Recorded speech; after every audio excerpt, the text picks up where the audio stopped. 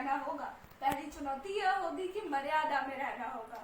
अब मर्यादा में रहना मतलब कुछ खास नहीं कर जाना है, बस त्याग को गले लगाना है और अहंकार जलाना है। अब अपने रामलला के खातिर इतना ना कर पाओगे, शबरी का जूठा खाओगे तो पुरुषोत्तम कहलाओगे। काम क्रोध के भीतर रहकर तुमको शीतल बनना होगा, बुद्ध भी जिसकी छांव में बैठे वैसा पीपल बनना होगा ये सब कुछ, और वह भी शून्य में रहकर प्यारे।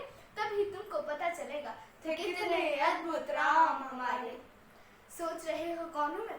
चलो बता ही देती हूँ। अरे तुमने ही तो नाम दिया था, मैं पागल कहलाती हूँ। नहीं हूँ यहाँ पे तब से, ना ही किसी को देखा है। वैसे तो मैं हूँ त्रेतस विचित्र, किसी ने कलयुग भेजा है।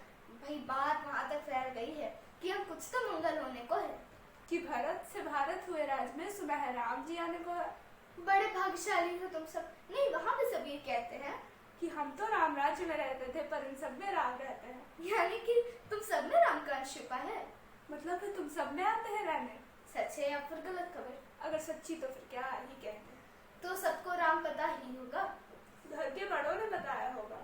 तो बताओ फिर की क्या है राम? बताओ। अरे पता है तुमको क्या है राम? या बस हाथ धनुष तरकश में बाण, या वन में जिन्होंने किया गुजारा, या फिर कैसे रावण मारा। लक्ष्मण जिनको कहते भैया, जिनकी पत्नी सीता मैया। ये तो हो गई वही कहानी, एक था राजा एक थी रानी।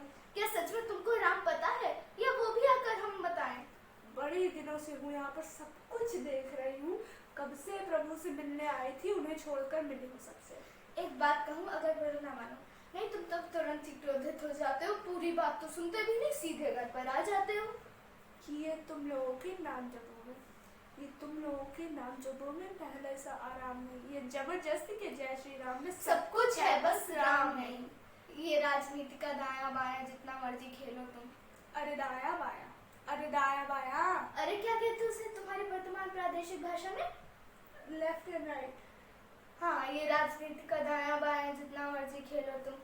चेतावनी को लेकिन मेरे अपने जहन में डालो तुम। निजी स्वार्थ की खातिर अगर कोई राम नाम को गाता हो तो खबरदार, यदि जरूरत की और मेरे राम को बांटा तो।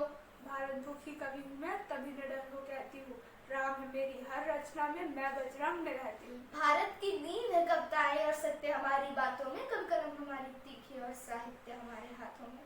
तो सोच समझ कर राम कहो तुम, ये बस आतिश करारा नहीं। जब तक राम हृदय में नहीं, तुमने राम पुकारा नहीं। श्री राम कृष्ण की प्रतिभा पर पहले भी खड़े सवाल हुए। ये लंका और ये कुरुक्षेत्र यूं ही नहीं थे लाल हुए।